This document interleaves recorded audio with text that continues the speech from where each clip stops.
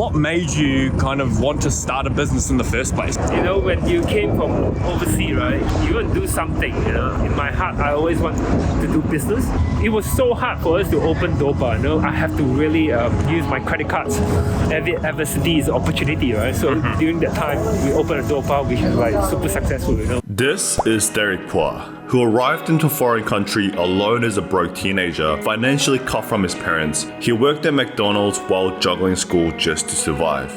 My parents doesn't have a lot of money to pay for my school fees, so I had really make a living for myself. Despite having no business experience, he dreamed of owning a business like so many around him. In my heart, I always wanted to do business. So how did he achieve that? He took out loans, maxed out credit cards, and faced multiple failures, sinking deeper and deeper into debt. But his perseverance paid off. With one last push, his final business venture succeeded. Today, Derek Puah's restaurant empire, Dopa, generates over $20 million annually, with over a dozen locations and plans for more. We sat down with Derek to uncover how he went from McDonald's worker to millionaire. If you want to learn the secrets of business from a man that's done it all, this video is for you.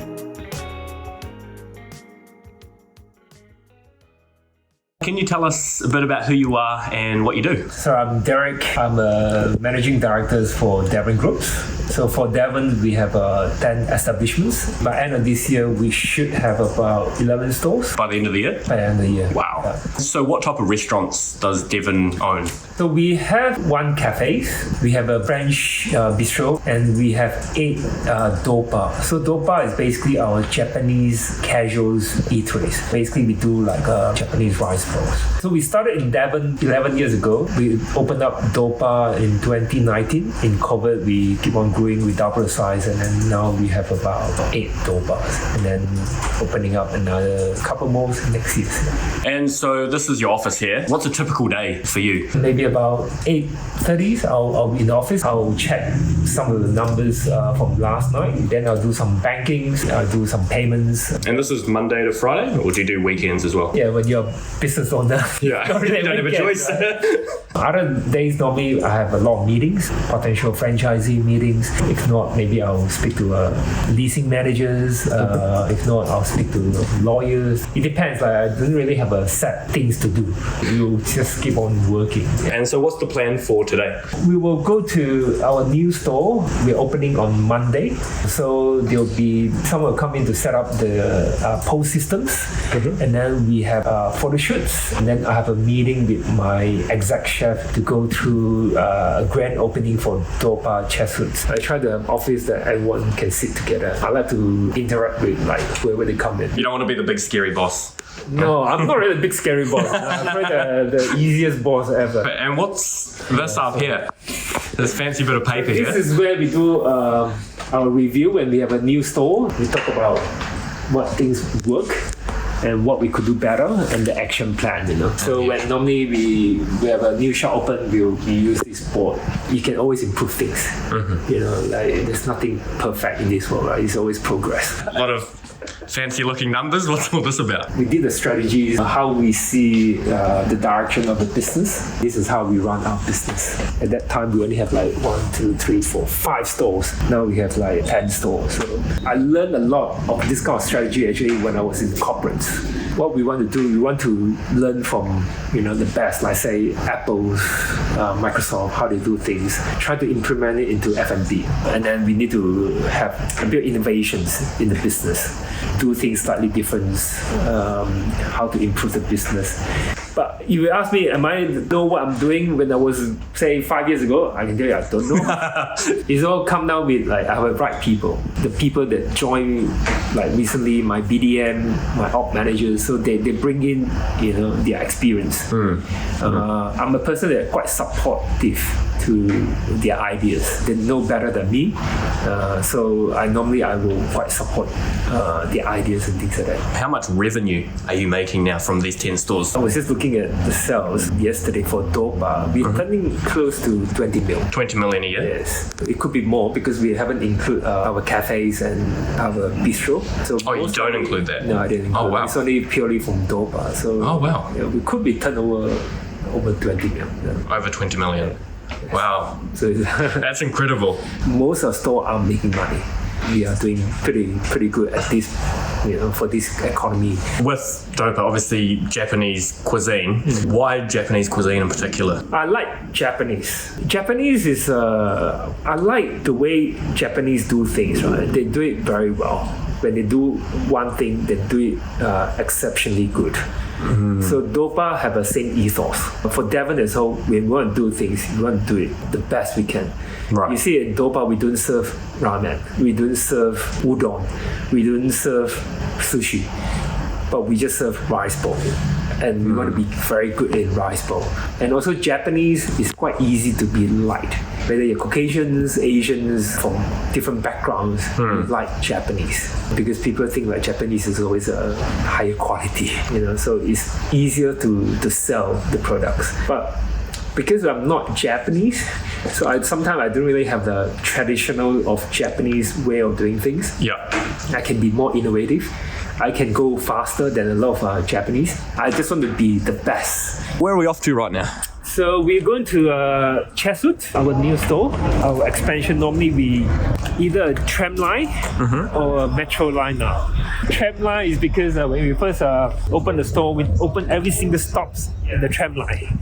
So this one that we're going is the new metro line. We're hoping to do a couple more stores along the metro line. And so, obviously, Dopa is Japanese, but before that, you tried to open a restaurant with different kind of cuisine? We used to have one Indonesian cuisines.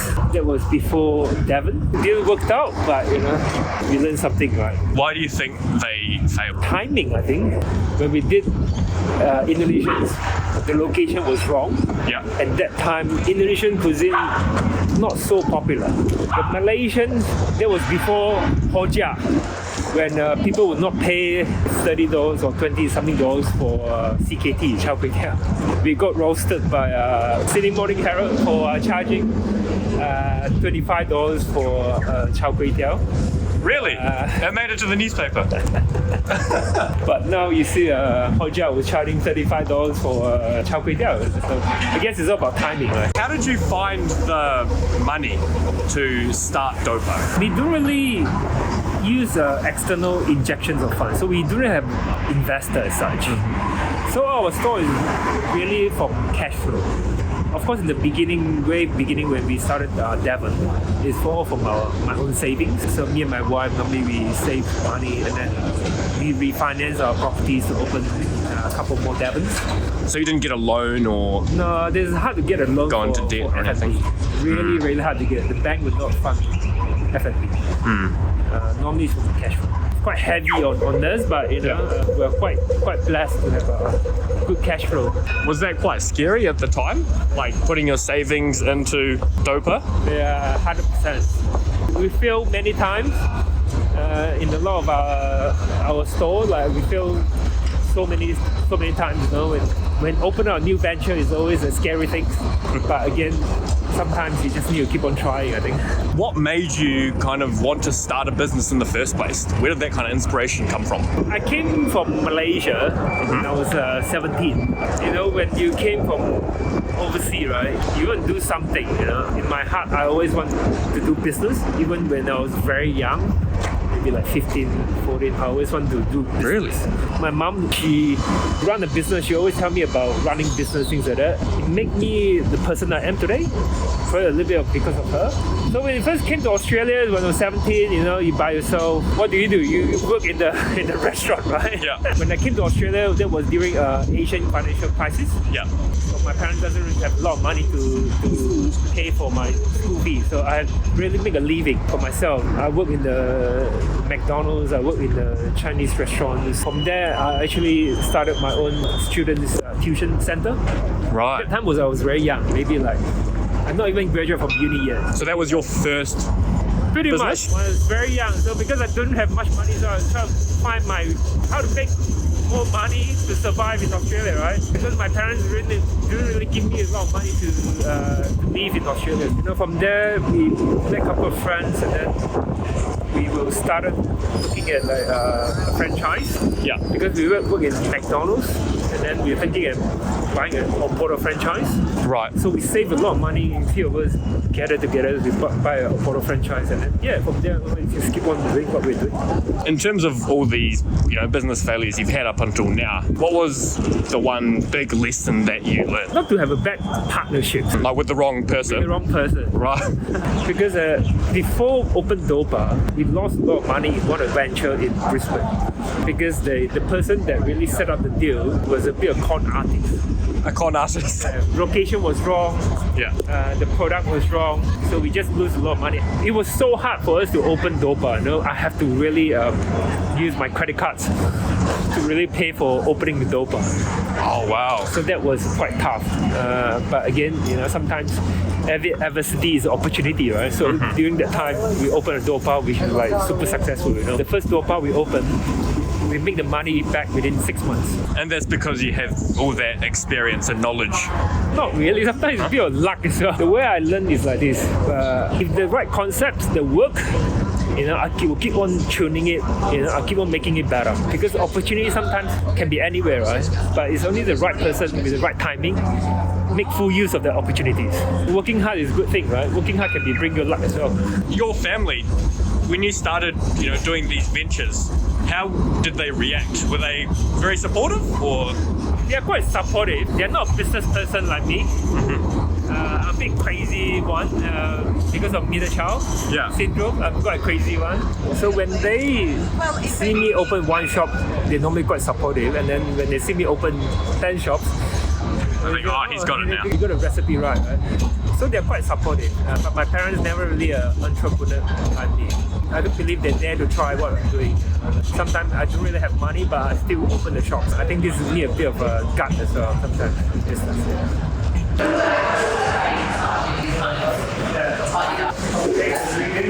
So what's the planned opening date for this one? Monday, we do 3 days of free dawn, free giveaway, 100 free rice bowls. And so what are you doing at the moment? Making sure they know what they're doing. I like to see the shop when they first open. And this is the BDM. She put together all the training packs. And the guy in the kitchen, he's my ops manager. They know what they're doing this time. What are you plating up right now? An Angus beef dawn, one of our signature dishes. When we first started opening Dopa, we wanted to bring Japan down to Sydney. So we thought of something quick and easy for people to eat, something a little bit casual. And then we thought, why not put good produce on a simple pizza bowl? We sort of just thought about doing something like this. Literally, we've got our rice, our seaweed, our egg, and our Schwartz. We have our Angus meat, rare to medium rare. Very nice, yeah. And then we'll just slide it in. Here we got a little bit of yuzu kosho as well, which is a Japanese citrus.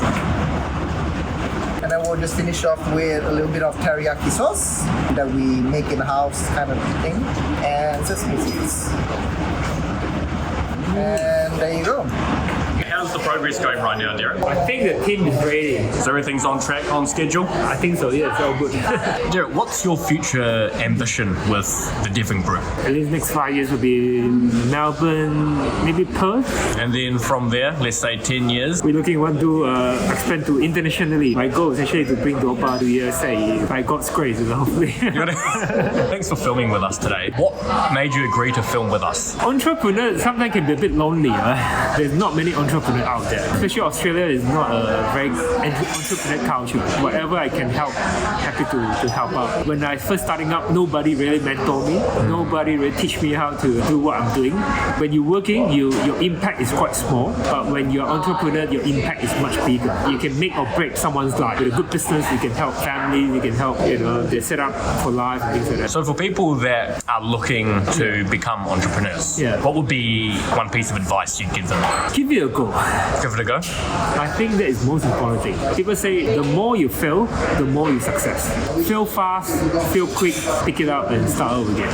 A lot of people celebrate success when you make tons of money, but I feel like success is really you keep on trying. The day we give up trying, the day you fail. Right. But if you don't give up, if you keep on trying, you will never fail. Like I read a lot of books. What type of books? I do a lot of motivation readings, like Think and Grow Rich is one of the books that I really like. Positive mindset type of books, tons of books that I read throughout the years. I don't play games, I tend to read as much as I can. Reading is important. And then get together with the right mindset of people. Our life is really so short, right? You want to make full use of your life.